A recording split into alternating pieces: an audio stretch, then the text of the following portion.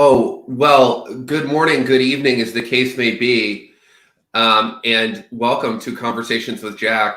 Today, only U.S. time zones in India, as we obviously have Sissel in the building as well. Not our normal globe spanning with Europe today, but Lex, thank you for joining us. Oh, it's my pleasure, brother. And where are you in from? Virginia, outside of DC. Virginia. Yeah. VA, 2 up, 2 down. Let's go. So before we get into StrangeClan Passage3D and all things NFTs on Cosmos, I do want to take a second to thank our sponsors. OmniFlix Media Network, which is a sovereign blockchain building tools for creators around video and all sorts of other content. They're in a series of very exciting testnets, and if you want to learn more about them, we just did an episode with Sisla 2 weeks ago. Please go check that out and check out OmniFlix Media Network. Thank you guys very much. And our other sponsor today is Sommelier Finance.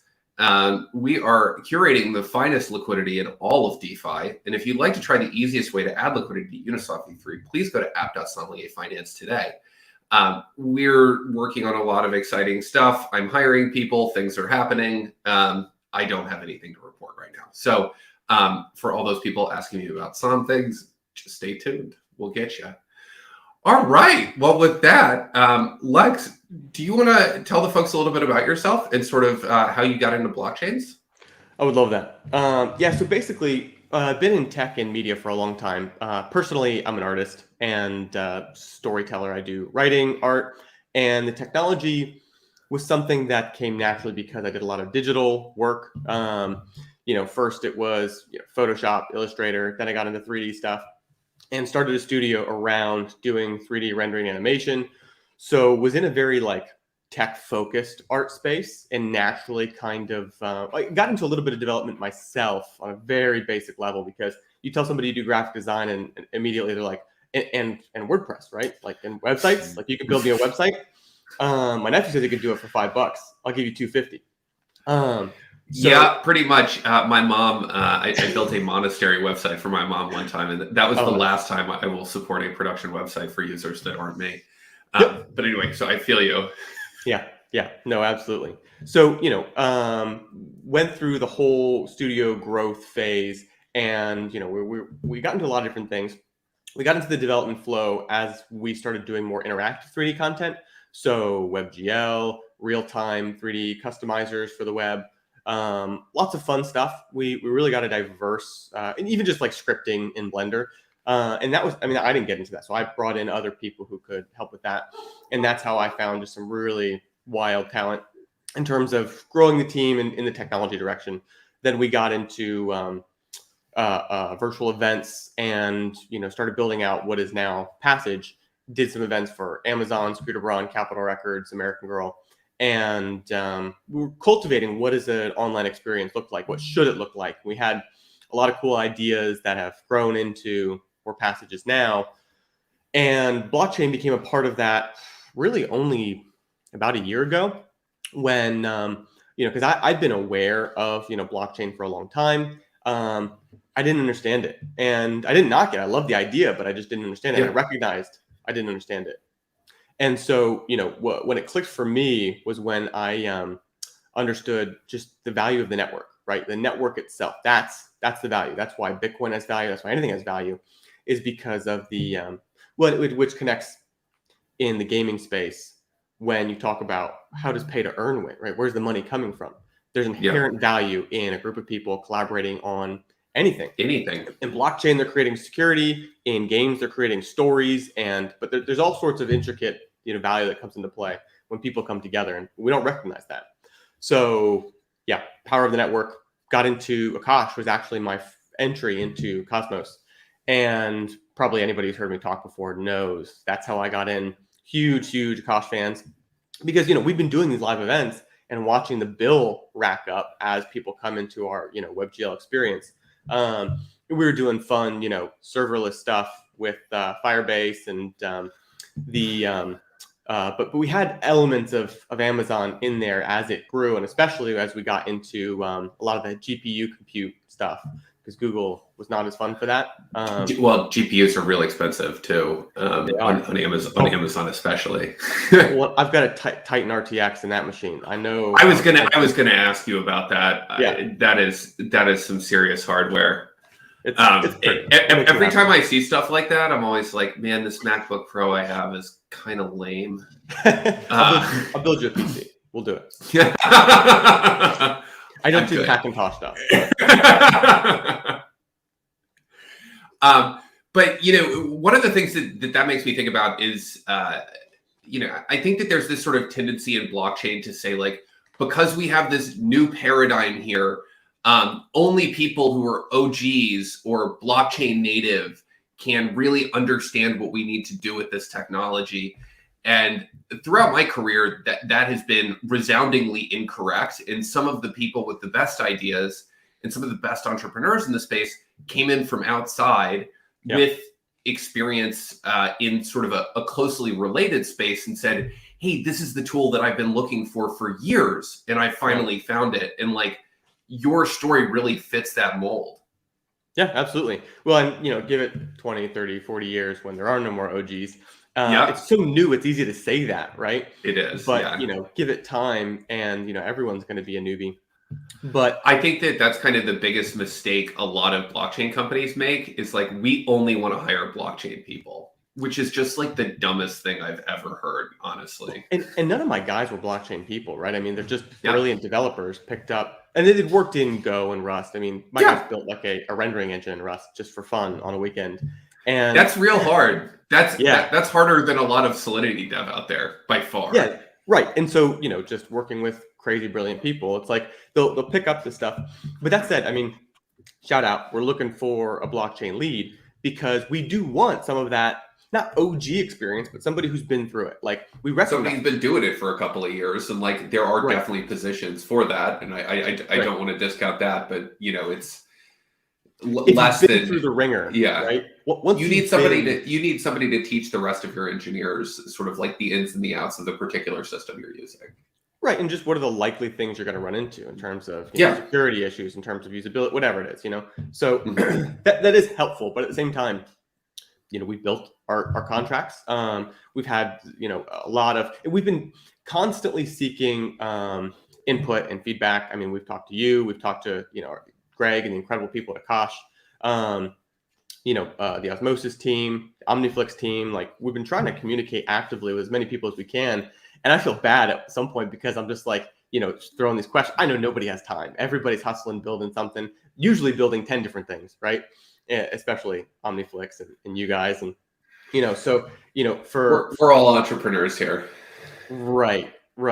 So, yeah. But it's been cool. I've loved being in this space. There isn't a better, we made the best decision coming to Cosmos specifically, because this is where the best people are in crypto. Oh, 100%. I mean, it's just been unreal because it's wild to me. And I get it. I understand the social phenomenon. There isn't the same like marketing, so that we don't have a ton of hype people here. We have hardcore builders and intelligent people who found those builders. That's our whole community right now. Like, I think a lot of people in Cosmos are turned off by the hype people, which is simultaneously a strength and a weakness. And especially in bull markets, people like to knock us for it. So there is that. You need, they're particular, right? Yeah. StrangeClan, I think, in a lot of ways, is going to be it's content, right? It's a story. Like it has to be exciting and exhilarating and engaging and immersive, right?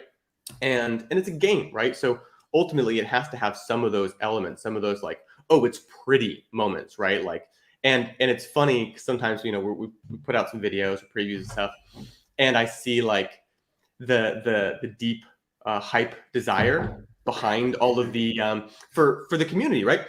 They do want the hype. They do want something that like that just looks awesome, right? I don't necessarily understand that particular technology or why this is better than something else or whatever, but it looks awesome, right? And there's an appropriate place for that too, as long as there is trust that it is backed by substance and the ability to follow through. Well, sort of talking about that marketing a little bit, I think for me it's been kind of hard to know exactly what StrangeClan is and where all the pieces are, but talking to you a few times has helped me place that, and I want to help our viewers understand that a little bit better too. Yeah. And I think the paradigm I want to help people understand it through is that of parallel development. And this is something I talked about a lot at something we did at Cosmos over and over again. And it's when you have this huge, really complex platform that you want to bring to market, you can't ship the whole thing all at once. And the reason you can't do that is because it's going to take you years. People are going to get bored, and no one's going to understand what you built at the end. Yeah. So you sort of break it up into pieces, build each of those pieces with sort of user bases in communities around them, and then bring them together as they sort of reach fruition. Yeah. And the pieces for StrangeClan and Passages are sort of content development. What is the story behind StrangeClan? What do these characters look like? That kind of stuff. Gameplay development. So obviously the sort of Unity 3D world in which this story lives. And then what you guys are calling Passage Core, or what I would say is like chain dev. Yeah. And that's the sort of chain infrastructure itself that's going to be shared across multiple games. Yep. So let's go ahead and dive in first, because like I see all these crocodiles, I see these cool NFTs. Tell me a little bit more about the StrangeClan story, yop yop, and let's dive in there first. Yeah, absolutely. So quick high level. With Passage, the goal is a world building platform, right?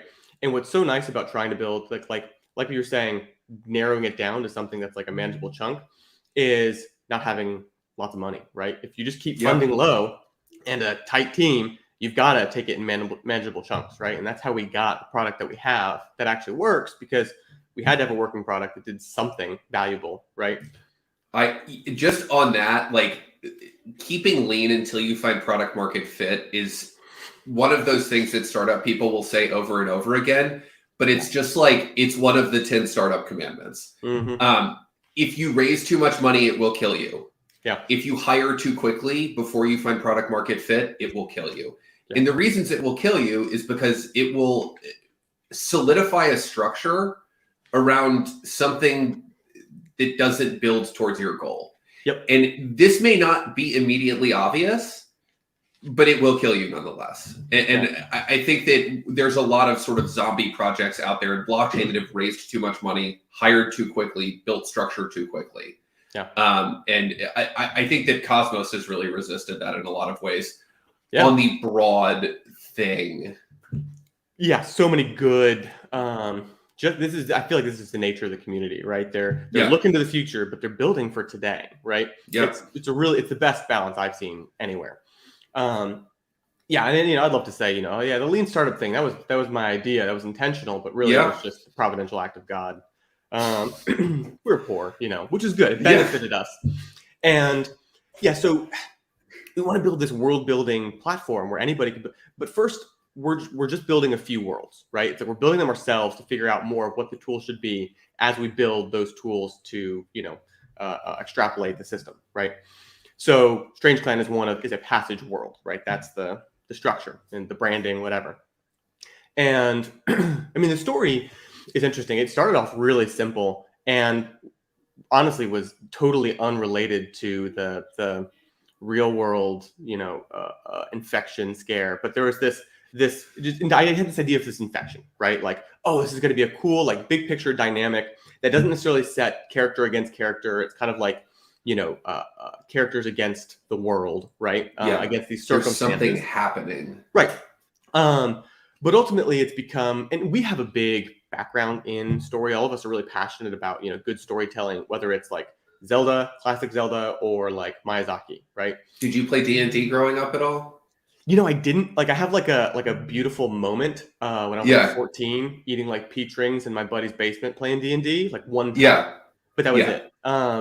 And since then, I haven't had time to get back into it. Or the community. It does take a ton of time. Yeah. You need good people to do it with. You need a good DM, which is, I think, the hardest part for anyone getting started in D&D. Yeah. But yeah. No, totally. So, storytelling in games is a big part of our passion. So, a lot of the ideas and constructs for this world come from some of those, stories that we enjoyed. Whether it's like Zelda, like A Link to the Past. There's some cool big picture world concepts between like Dark World, Overworld, and A Link to the Past, and like infection, uninfected, and like just kind of like bigger than life kind of circumstances. And the idea, so I mean, maybe the story that's most accessible. We've already started some elements of the storytelling through the Discord, and we had early on like a quest that people could interact with, which is really just kind of like choosing kind of which characters to follow in a scenario, and that kind of allowed us to kind of like find out, okay, who's interacting with what we're doing here, and like kind of sort some people out in Discord to start creating circles of audience members. But it was also just a way for people to start to take sides. And so you'll see people talking about like I bet you if I mention the Magician's Path or the Blacksmith's Path, that people will start calling out, no, like hammer or wand, in chat. But well, I'm a wizard personally, so I will be going down the Magician's Path. People have claimed that of me, but I remain faithfully unaffiliated.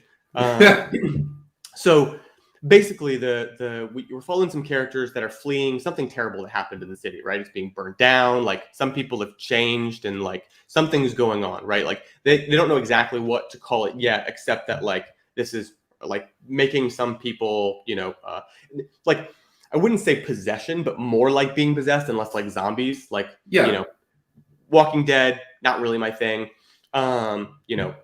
This is more like ethereal and mystical. Yeah. And so but basically people are changing. It's affecting more and more towns, and you're following a few characters fleeing this town. And the users had a choice, like I'm going to follow this guy who's going this way with this crowd, or this guy who's going. So getting people to participate a little bit in the story, and as we get further along, we want people to actually take action and be involved in kind of determining. And that's going to be a big thing for the Genesis NFTs, is allowing them to take an active role in influencing the direction of the story.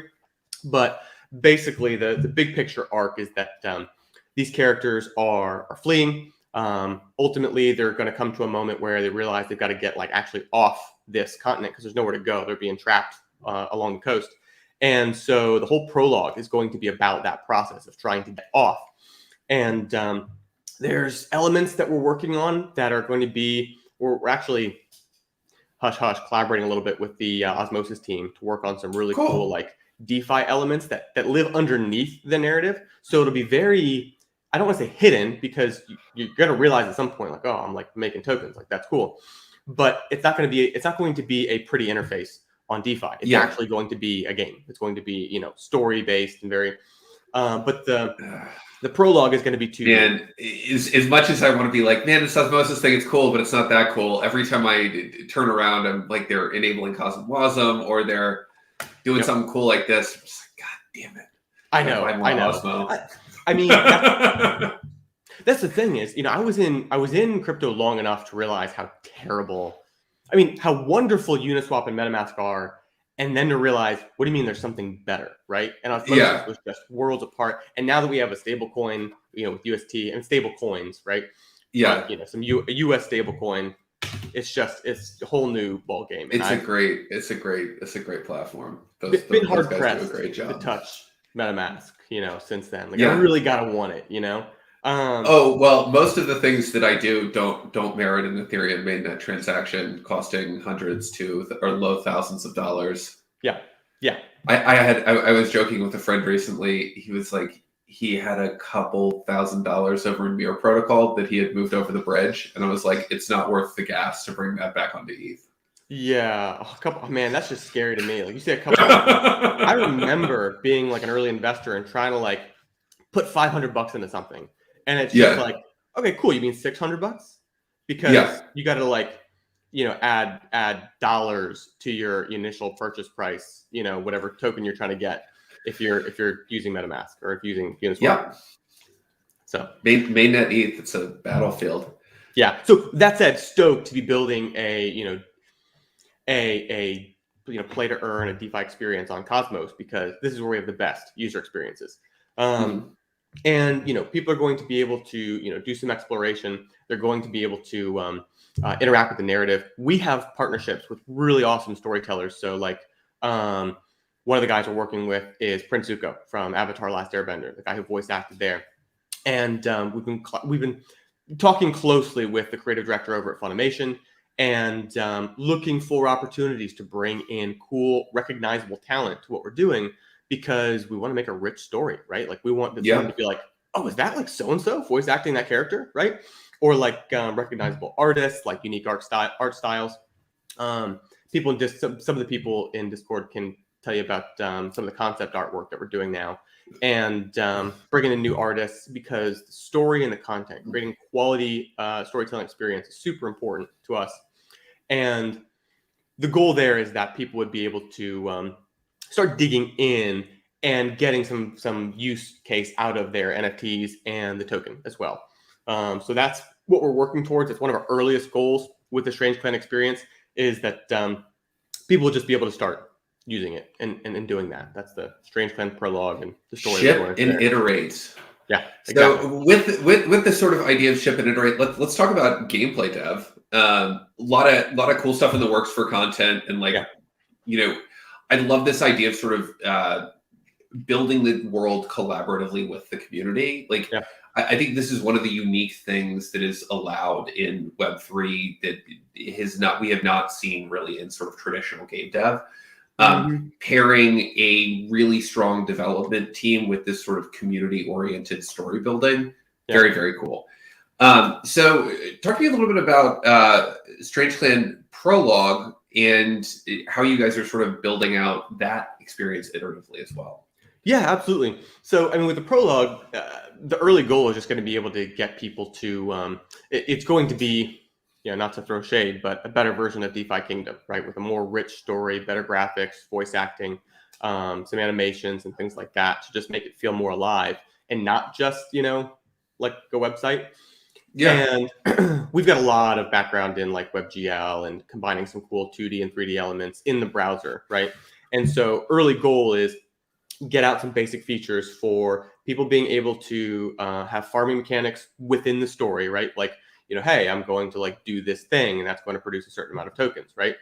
But you have to have, one of the Genesis NFTs to be able to do that, right? So the idea is that people can start to get use out of their NFTs, and they can but also be doing the farming, right? Like actually being involved, and then be able to do a couple like questing style elements where they're delving deeper into the story and starting to get some rewards. That's the big picture goal for, or at least I should say that the near term goal for launching the StrangeClan Prolog. It's going to be more limited. At the same time, it's actually, we're building out the 3D elements in Unreal Engine 4. I say that because of the timeline for the main game structure. We're actually probably going to be moving even what we have into Unreal Engine 5, because by the time we launch the full title. Man, the whole blockchain dev cycle thing with upgrades around things is rough.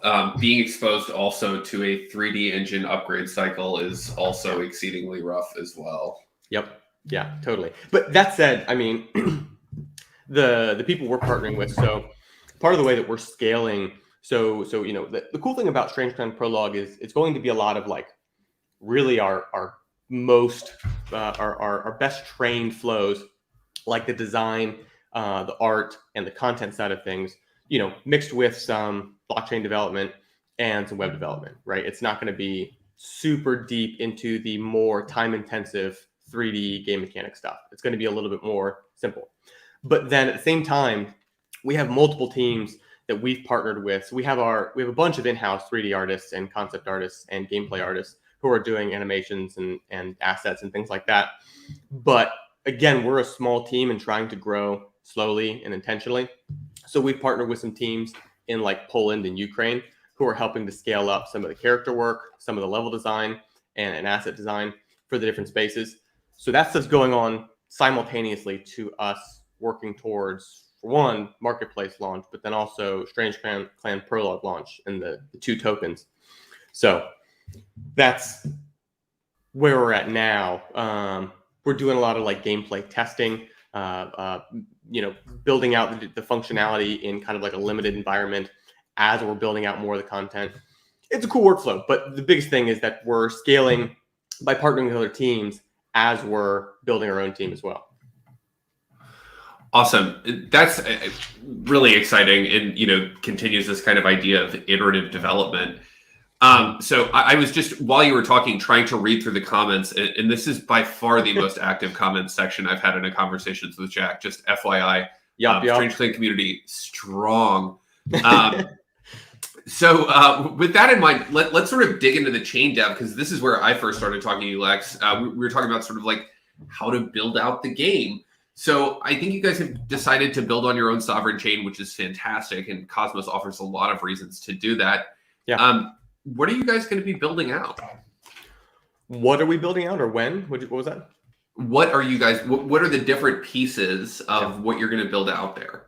Yeah. So, I mean, the central element that's going to kind of unite these different worlds is Passage, right? Passage is meant to be the world building tool set. And so there's a couple things that kind of unite these different elements. It's going to be a tool set for features or for different worlds to implement whatever items they want, right? So I want a 3D world. Okay, cool. You can drag and drop 3D assets from the NFT marketplace, right? So the marketplace is a big unifying area, and build out a 3D world, right? We'll have templates and stuff, right? That include like, predefined collections from the world. And you'll pay royalty fees for using those. There could be free NFTs as well that we're contributing to the marketplace, but users are going to contribute 3D assets. And we've actually got a bunch of AAA partners, people building out assets for like AAA titles for Ubisoft, Epic, like Call of Duty, Ghost Recon, whatever. And these are all people who are just content creators. And we've made these partnerships through our long experience in 3D content creation. And so, but they've got a bunch of assets that we're going to use to fill up the marketplace on day one. I say day one of 3D support, not day one coming up here where we launch the marketplace. We're still building out what is the standard for 3D assets that we're going to be using for Passage worlds.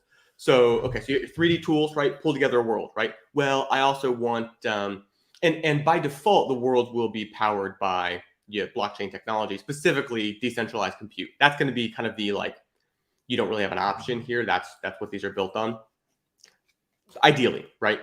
And then you have the option to incorporate, I want to be able to limit access based off of NFT holders, right? And so people can connect, their Kepler wallet, verify they have an NFT, and they get access to the world through that. Or I want to have ticketing, right? And so it's one-time use NFTs, or it's whatever, and then you could have, I want to pull in, different token utilities, or I want to pull, again, we want modular tool set for people to be able to construct an experience.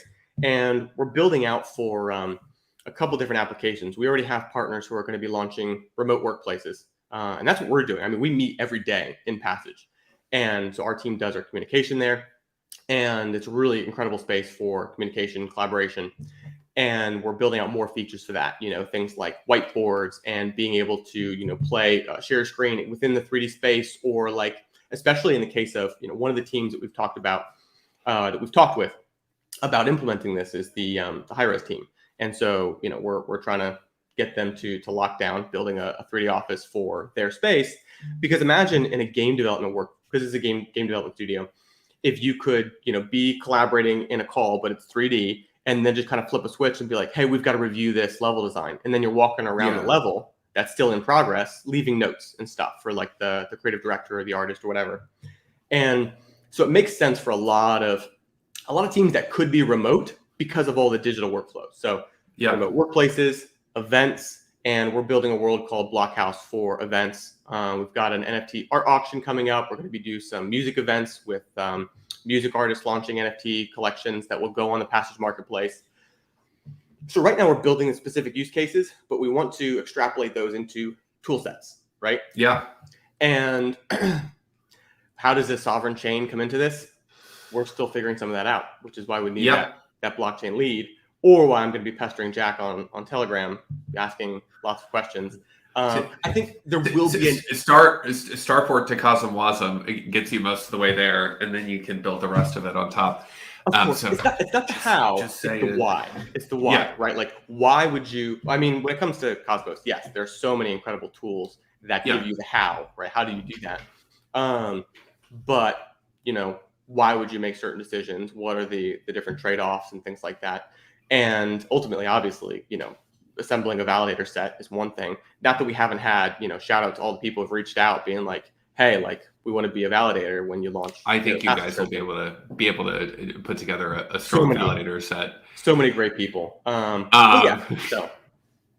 Nice. Well, just scrolling through the questions again, or the comments again, I have not seen any questions. I'm seeing a lot of yaps. Yeah. Yop. But yeah, I do have to run here in just a minute. But is there anything that you want to sort of talk through that we didn't cover before we run here, Lex? Not really. I mean, this is great. I love talking with Jack. And Thank you.